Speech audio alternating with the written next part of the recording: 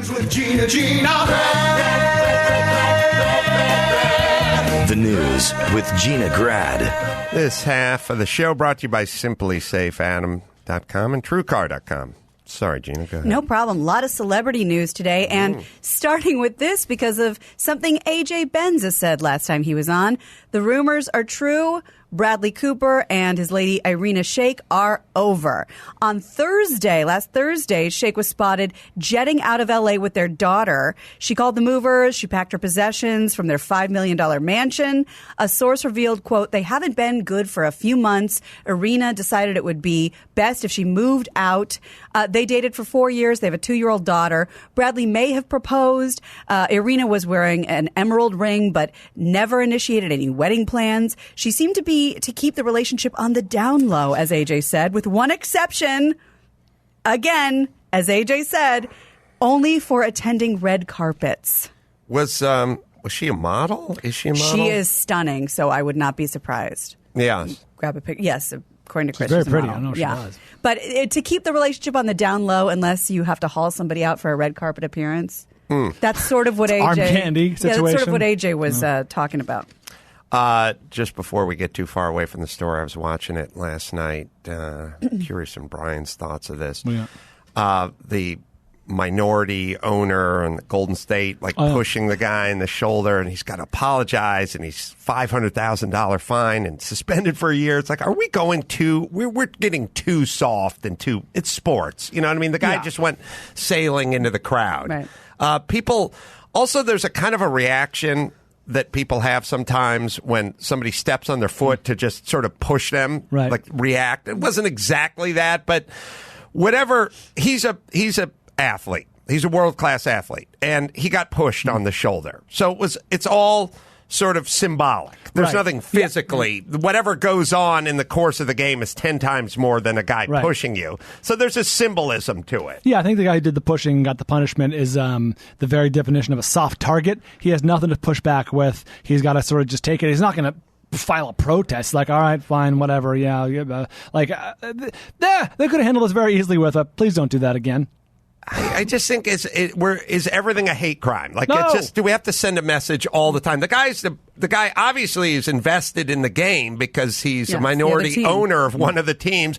One of his guys on the other team goes sailing into the crowd, and out of sort of frustration, he pushes him on the shoulder. He doesn't make a fist. He doesn't punch him. He just kind of goes, get out of his seat. He does a kind of a move that people do when they're being rude and someone cuts in front of them in front of the line. They kind of shove them with their shoulder a little bit or whatever. It's a zero burger. I get it. He shouldn't do that, so we should do something. But like $500,000 fine for pushing someone on the shoulder, and then like suspended for a year, and then he has to do this whole thing where it's like, I've issued an apology and I'd like to have an audience with the player and make a donation. Like, I don't know. Can we? Everyone needs their pound of flesh. Can we toughen up a little bit? Can we just keep moving a little bit? To your point, sorry, I didn't ask for this, but if you can grab it really fast, because honestly, I didn't think it was news, but the meme going around, or just on a loop of, I think it's the Warriors owner's wife chatting up Jay-Z over Beyonce while Beyonce's trying to watch the game. She gave her a little hip check. She did. Everyone's talking about, the side eye and the shake. No. She put that shoulder in there. So what she did, according to what I saw, is good for about $175,000 fine. She leaned into her a little bit and nudged her. But the thing about that is, it's funny, ha ha ha. Well, of course, because we are in a ruined society. The woman who dared ask Jay-Z a question is getting death threats online, and now she's upset. Disable her Instagram. She's upset the Beehive. Yeah, exactly. They put little bees everywhere, and then now they're giving her death threats. Watch this. Yeah, Beyonce. Oh, her face went from delighted to not delighted quite quickly. Wait, keep going. She gave her the nudge. Yeah, she boxed her out. She boxed out. That's right. She got position. Yeah. I don't know if they have any history. It's the wife of the owner of the team you're there to watch. Isn't it kind of cool when she asks a question? I probably didn't know who she was. She was asking if he wanted a lime for his drink. Really? Yeah. Well, you don't do that. Like they got a drink. It's like, do you want a lime in there? We'll get you a lime, and then bitch, we're all about lemonade here. That's true. Wow, Brian. That's right. I mean, what? What drink? Now, I did. Well, she Beyonce has to know you're sitting next to the owner of the team and the owner's wife. Like, I think she knew the owner sitting next to her. Right. Like, she had to By their know seats. the context of what was going on. Was it Joe Lacob's wife or Peter Guber? Well, her they're last like the name two. is Curran. I will. Does that mean anything to you? Because they're the two like owners. I mean, capital O, like the guy, like the Jerry Joneses. You know what I mean? Like, yeah. And the other guys, the Mark Stevens, like he's in for $1 million or something. Joe Lacob's wife. Oh, there you go. He's the famous owner of the Warriors. I will say this in Beyonce's behalf. She was wearing crazy boots, the wife. And I see crazy boots, I think crazy brain. Yeah. Like, when you have crazy boots, male or female. That elevator goes to the Mostly basement of the male. penthouse. Yeah, That crazy it's elevator. Yes, crazy boots or crazy brain. Okay. I like that. It's hard to find examples of guys, or men and women. There's plenty of men with crazy boots, too. They have crazy. That is the greatest story I've ever heard. She's in that's- thigh-high sequin gold boots. So there's crazy boots You're 28 going on. inches away from Joe Lacob, who's pretty well known as an owner. At least amongst basketball people. They had to know where they were sitting. Well, I that's think. probably their seats, I would imagine. They were Right. invited guests. But Beyonce's not happy. The thing that this made me wonder about, remember a year or so ago, that elevator fight between Beyonce's sister and Yeah. Jay-Z when she Solange. went crazy on him and Beyonce just kind of stood there sort of meekly? I wonder, is there a history of the Knowles girls not liking people talking to their man? Well, I'll tell you what it made me think of when I was watching it. And it's the same thing you see with the, like, I don't know, Aaron Hernandez, like just in his gangbanging days. Like, you take people, you make them rich, they make them rich, you're all of a sudden jet setting and as lavish a life as there can be, but you're still who you are.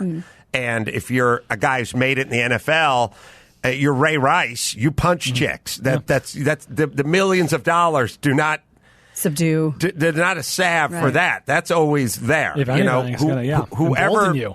Whoever you are, that's kind of it's there. And the millions and millions in lifestyle and the lavish lifestyle do not cover that up. Right. So in the moment.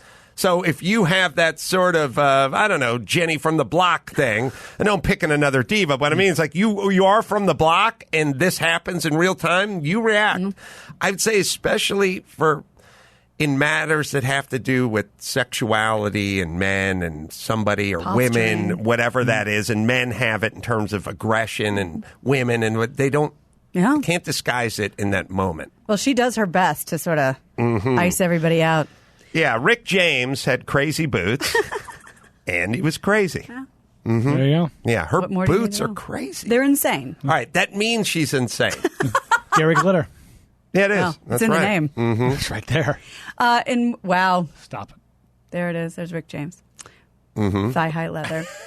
Pleather. He's got crazy boots, too. All right. So, in more celebrity news, Brad Pitt supports a lot of causes, but he's not into the straight pride parade that everybody was talking about because that was in response to the gay There's a pride straight parade. pride parade? Well, they're trying to organize it in Boston. They want to celebrate the diversity. I'm sorry, the diverse history and culture and contributions of the straight community, and for some reason, the group All has history been, books. Yeah, the group has been using Brad's name and image to promote. It says on the website, "Congratulations to Mr. Pitt for being the face of this important civil rights movement." Sources tell TMZ Brad's team has ordered a straight pride parade them to stop using his likeness for anything, and Chris Evans is getting in on it. He tweeted this earlier, from Avengers. He said, He's such a woke puss, Oh, Chris well, Evans. here we God, go. That guy scares me. This is what he had to say to the straight pride organizers. "Wow, cool initiative, fellas. Just a thought. Instead of straight pride parade, how about this? The desperately trying to bury your own gay thoughts by being homophobic because no one taught us how to access our emotions as children's parade. What do you think? Too on the nose?" What a douche. He's such a douche. It's weird how douchey young straight dudes can be. It's weird. You're supposed to just be trying to get laid. Well, that's this all. is how you try to Well, get laid. yeah. I problem, guess you're right. I saw him on Jay Leno's Garage, and someone made him a hot rod or something, and I think it was an automatic, and I was like, douche. Done. done, douche. Because he's not doing the extra work? I don't know. I sit around and I think about like Mark Ruffalo and guys like that, always like tweeting out super woke stuff. And it's so, I don't know. It feels so counterintuitive. But anyway. All right, douche. So, what's next? Please take it down. Well, this is very interesting because we haven't talked about him in a while. TMZ reports that the hours leading up to John Singleton's hospitalization, which preceded his stroke and his death, are unaccounted for, and the family wants answers. Unaccounted for? Yeah, I don't know if you knew any of this, but this is weird because I didn't report it. It wasn't reported. Sources close to the famed filmmaker told TMZ some of the mothers of his children are very suspicious of the events leading up to John getting to the hospital. They literally, the hospital says they literally found him in a wheelchair, pretty out of it, like kind of on their doorstep. I had this. Yeah. Sorry. I was talking about Singleton last night at like 10:30 or something. I was coming home from a comedy club. Okay, this is weird. So it was all. I was on the topic of woke tweeting, which is weird too. And I said, like, I get that it feels good to do like your woke tweeting because you get the feedback. And I said to the person I was talking to, when I was sitting at the other warehouse with John Singleton a few months ago, and we were just chatting, and somewhere in the middle of our chat, he went like, "Hey, I got to ask you, why did you make a film about an African-American race car driver?" I was like, "Because it was a good story." And he was like super impressed because I wasn't black and I have no connection to that world. And he just liked I could tell he liked the idea of my openness of thought that, I want to tell a good story. I don't care what color the guy is. But it felt good because I knew it was like my woke felt good moment. I thought, well, what if you could just feel that all day tweeting or a lesser version of it, but a little drip of that morphine all day? I see why people get into it. Yeah. But my feeling is... You had to go and make a movie. You should go make a movie. And wait for John Singleton to show up to your warehouse. Right. But, it's crazy. So keep going. Yeah, so there's no Uber receipts or family or friends that say they took him. He just showed up sitting there in a wheelchair. That's where they found him, apparently. Can they? So You may not know this, but I wonder if they can like check his cell phone, like see where it pinged. I'm sure they're getting into that. They've hired a private investigator to find out what he was doing beforehand, who he was communicating with, whether someone knew he was in bad shape. They could have done something sooner. So there's a lot of mystery surrounding his moments leading up to the hospital, apparently. Meanwhile, John's family also seems to be on the brink of a nasty legal war, according to TMZ. His mother, Sheila Ward, was just filed docs this week to immediately take control of his estate, and some of the family is not happy about that, and it's a mess. This was not chronicled in Family Affair when the parents died,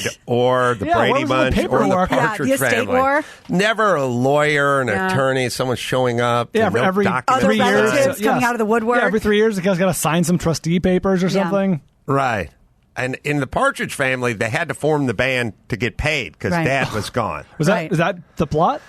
They had to make money. Oh, Max Is that a Spada, here necessity? you go. Was that a love? I do remember that Dad is gone, like the breadwinner's gone from the family, and they got together. It's sort of Cowsilsy, but they still, I remember having to like form and go on the road, and Shirley Partridge was like, "I'm tone deaf" in the first episode, the pilot, and then Marion the Librarian formed, and the Music Man. Yeah, they formed together, and they went and did it. Weird, and we'll keep you the posted. Brady kids had to do the same thing. They were the silver platters, so they could buy the silver platter for Mike and Carol's anniversary. Another thing that confused the 9-year-old Adam Carolla. Like, there's something called engraving? They know when their anniversary is? The store sells with their name on it? We're going to keep on dancing all through the night. We're going to keep on doing it right. We're going to keep on dancing. Grooving. There's a dancing and a prancing one. Yeah, you're right. I'm sorry. I might have been off. I don't know what you're talking about. Because there was a moving and grooving and then a dancing and prancing. Oh, of course. God, it was good. Blue and white jumpsuits. The silver platter. I love it. I love it when something would just come up and that never existed before. Like, we're having the All Valley Karate Tournament, or we're having the dance competition or the talent. I was watching. Cousin Freddie's coming over. I was watching, and you know where you can always tell. I was watching The Partridge Family, and it starts off, and the manager Reuben Kincaid is like sitting in their house, like with his attaché case open. Like he's doing some paperwork, but the thing that's interesting about it is he's smoking. And he's never smoked in any episode before, but now he's smoking in their house, in their living room, like at noon. He's just doing it. And so you're like, why is he smoking a cigarette in their living room in the middle of the day? And then at some point, Danny comes down and they get into a discussion, and he's like, I'll bet you I can lose 10 pounds before you can quit smoking cigarettes. And you're like, oh, okay, there's our answer. But you can't take characters that have been in 71 episodes without a cigarette. A new habit pops up. And then just hand them a cigarette and put them in the living room. Like nothing ever happened. Mm-hmm. All right, Gina, what else we got? Well, Marsha Cross. You remember Marsha Cross from Desperate Housewives? Marsha. That's right. She wants to end the shame around a certain kind of cancer. So the Desperate Housewives star... Yeah. She appeared on Wednesday's episode of CBS This Morning to discuss her diagnosis from more than a year ago in order to destigmatize the disease. She has anal cancer. Here's what she has to say about the shame factor of that. I know that there are people who are ashamed. You have cancer. Do you have to then also feel ashamed like you did something bad, because it took up residence in your anus? I mean, come on, really, there's enough on your plate. And it's even more... You can't put anus and plate that close together when you're trying to send a get message. people past something, visually. Well, and it's not just that. So, and this kind of harkened back to the Catherine Zeta-Jones, Michael Douglas thing a little bit. Her husband, Tom Mahoney, was diagnosed with throat cancer in 2009. Stop it. Look. Stop. And listen, doctors now suspect that Cross's cancer and Mahoney's came from the same type of HPV that, 1 in 5 people have it. HPV can be transferred through, according to CDC anyway, can be transferred through sexual intercourse, skin to skin. It can wreak havoc in the cervix and the genitals.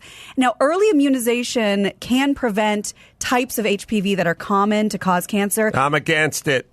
Slippery slope. Uh-oh. Take your 14-year-old girl in, get her vaccinated. Next thing, she hits the streets.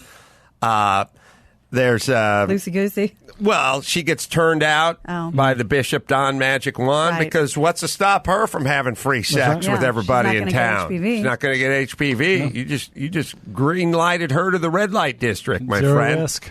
Yeah. Oh. Mm-hmm. I never thought of it that way. I really thought this was a miracle drug. It sounds good. You're not alone. It sounds good. Yeah. But it's a slippery slope. Okay. Well, let's cancel it. Right. Okay. Now, under my plan, she just never has sex. Oh. And there's zero chance. Well, there's that. It's the only way to be 100% sure. Yeah. Sure. Mm-hmm. Mm-hmm. Okay. You're sending a dangerous message. Sorry. Yeah, Drew's talked about the vaccination for a while. Against I think. HPV. 1 in 5 people. He's also always talked about HPV as well and thought that there's some correlation to cancer and stuff. That's like 20 years ago, but we didn't know. Yeah. And, and if you, the two of you, how you're always going to the OBGYN, there will be years where the doctor says, you have, precancer cells, you're riddled with them, and then you go back and they're gone. And so this is just a way to sort of prevent all of that, hopefully. Yeah. All right. Little PSA. Yeah. I didn't get laid a lot, so I never really thought that I'd be happy about that, but looking back on it. It's probably for the best. Yeah, it's like the guys who didn't make the football team in high school, so you weren't concussed. Right. You know what I mean? Yeah. You weren't happy about it at the time. In retrospect. May have had been a direct path to you not getting laid a lot. Careful what you wish for. But now you got a clean dick and a sound mind. That's right. The sky's the limit. That's right. Right. All right. That's how I begin when I do my videotaped. When I'm doing my will videotape, I start as Adam Carolla, clean dick, sound mind, and being being of clean dick and sound mind, and then I go on to talk about bequeathing my Newman cars. Right. Mm-hmm. That makes sense. Mm-hmm. Well, officials with the Jefferson County School District in Colorado have proposed a plan to demolish Columbine High School to end the morbid fascination with the 1999 massacre there. Can I say this? Mm-hmm. What if we just moved it and put on top of North Hollywood High, because that high school that I went to is a pile of shit that was built in the early 30s. It's an eyesore. And these are boxes. I mean, these are, I don't know, what do they call them? Sanitariums or something? Oh, yeah, like a loony bin or something? Yeah, it does look like that. Yeah. It's essentially... That's why they're all spread out. We had one model for institutions, right. and we brought it to schools, prisons, military, loony bins. We brought them all. It was just a box. You take a box, you'd paint it kind of beige, you'd put stucco on the outside of it, and you put grates over the windows so people couldn't get in or get out, and that was it. And then you just long hallways, corridors that just connected the boxes, and everything was a box within a box, and that was it. There was an upstairs box and a downstairs box. You put it on a corner, straight line, straight line, straight line.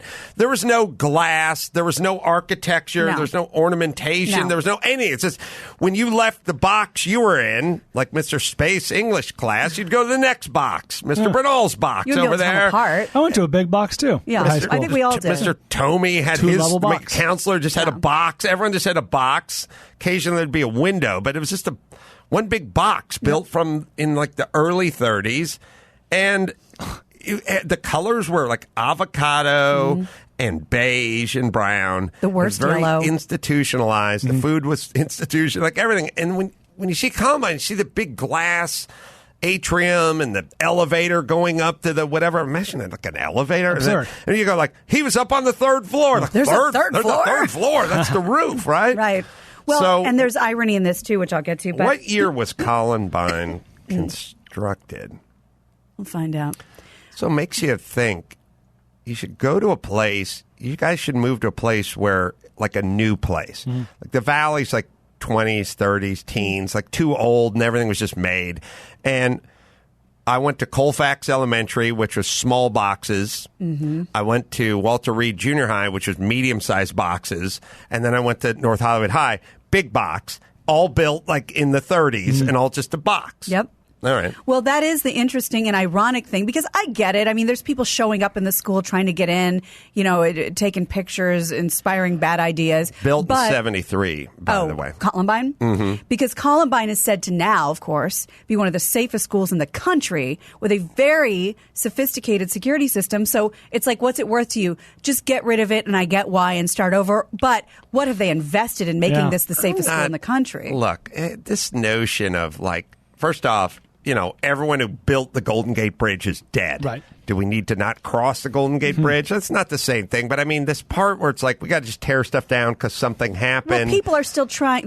They are treating it like a morbid, like the Manson sites. Like they're trying to get in. They're taking pictures. They're annoying people. One woman was so inspired by it. It was her sojourn before she wanted to shoot up someplace. It's like, do we just get rid of the grounds altogether or what? I don't know. What year was North Hollywood High built?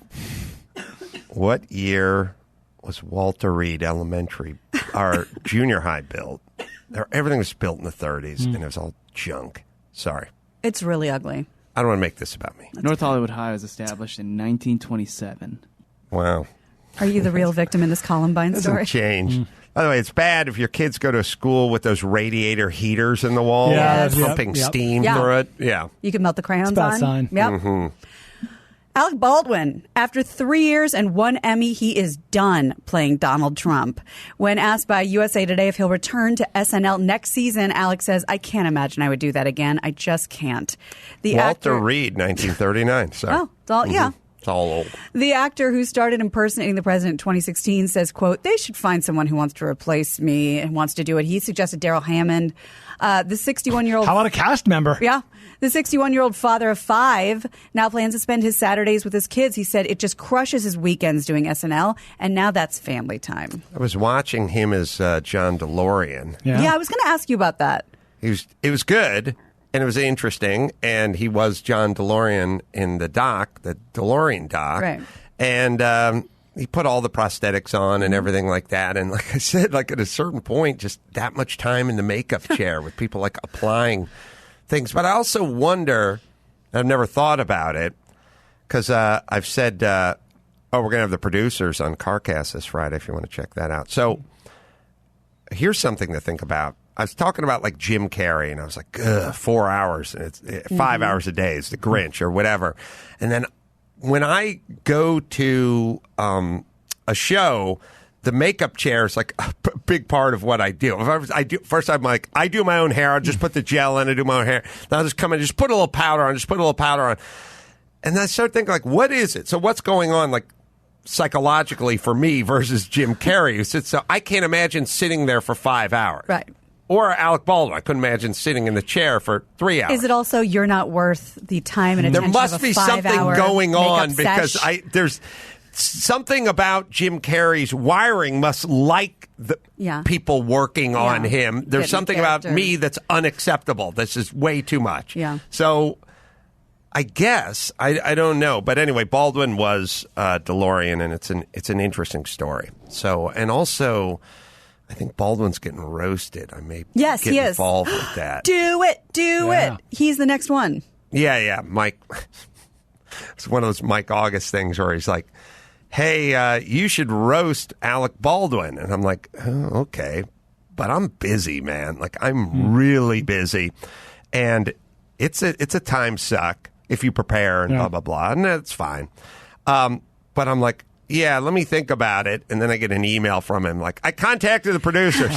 You're in. I said, let me think about it. Think about saying yes. So anyway, we'll see what happens. God, I hope you do The that. getting's good for whoever's going to be the next Donald Trump on SNL, because the next, 18 months or so is going to be, election run. At least. Debates, election. Could be 4 years. I mean specifically election stuff. Right. You know what I mean? Debates. It's tough. You're going to get compared to Baldwin, though. Yeah. She better be He's good. Beloved. Mm-hmm. So, speaking of Trump, Christy Swanson and Dean Cain will need to find a new theater to stage their pro-Trump performance piece. Christy Swanson? Yeah. A few days after Christy said they received a death threat over the live reading of FBI Lovebirds Undercovers, the Washington, D.C. theater where the play was set to take place has backed out due to a threat of violence. So in the performance... Oh, they're doing Strzok and Page? Exactly. Christy and Dean portray real-life FBI agents Peter Strzok and Lisa Page and read their anti-Trump text messages. Producers say the play exposes how the top FBI operatives tried to destroy President Trump's campaign and his presidency by starting the Russia collusion investigation. A fundraising campaign has been started for the play, which will be filmed before an audience and later released online. The show's producer promises that the show will move to a new location. What was the problem with the old location? The theater was getting threats. It's too many. Listen, everyone, just let everyone do whatever they do, and that'll be that. I wake up, I see a tweet like, your PragerU discussion has been flagged and taken off Twitter or whatever, and it's like, really? What? Why? What is the obsession with what other people are doing? Yeah. It's a horrible. It's bad form. If you're sitting at a club and there's a comedian that does his act, or a female comedian does her act before you should look at it and you should think, well, here things that I could learn from that to make my act better. But getting them to shut up or criticizing them or pulling the plug on the PA system, that's a bad impulse. And for the people who are against this play, or Adam's racist PragerU, I just summarized for you. It's always a bigger story when when the thing gets taken out because it's threatened by violence. Do you think we'd be talking about this? If you just want it to go away, just leave it alone. And also, whether, if Ben Shapiro's coming to your campus to talk, don't go. Yeah. That's just like if there's a bluegrass band that comes to campus. I don't like bluegrass. I'm not going. I don't need to go out front and protest. And if you're against Ben Shapiro's message, whatever it is, it's a bigger story if he gets canceled because of a threat of violence, or if there's the best thing that happened to Ben Shapiro is he gets paid, he goes home, he doesn't say a word, and the story is Ben Shapiro canceled for threat of violence, protests. Right. Yeah, I went kind of down a rabbit hole the other day because I'm friends with Dave Rubin. Been friends with him for a long time. He's been on this show. Sure. And there's this thing called the intellectual dark web.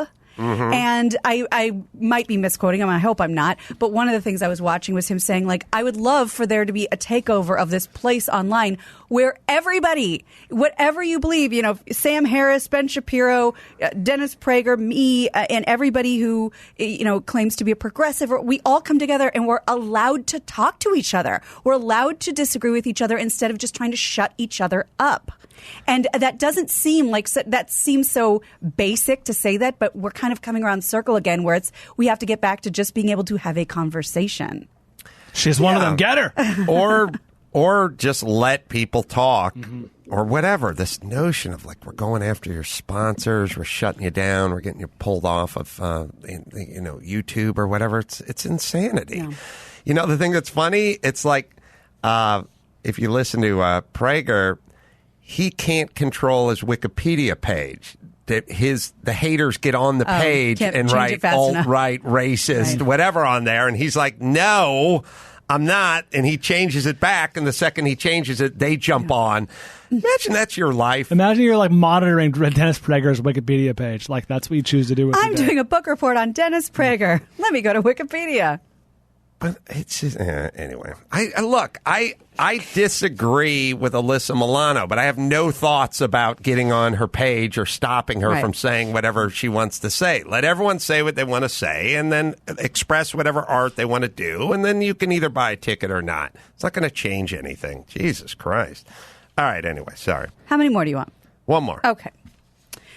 I know this probably doesn't apply to you and Phil, but CBS News reports that dog owners experiencing long bouts of stress can transfer it to their dogs very easily, and it's very easy to check, according to scientific reports. So the Swedish research team focused on 58 people who own Border Collies and Shetland sheepdogs. They examined the hair from the dog owners and their dogs, and they look at the concentration of cortisol, which is a stress hormone that's released when everybody's stressed out. So it's very easy to check on the dog and on the person.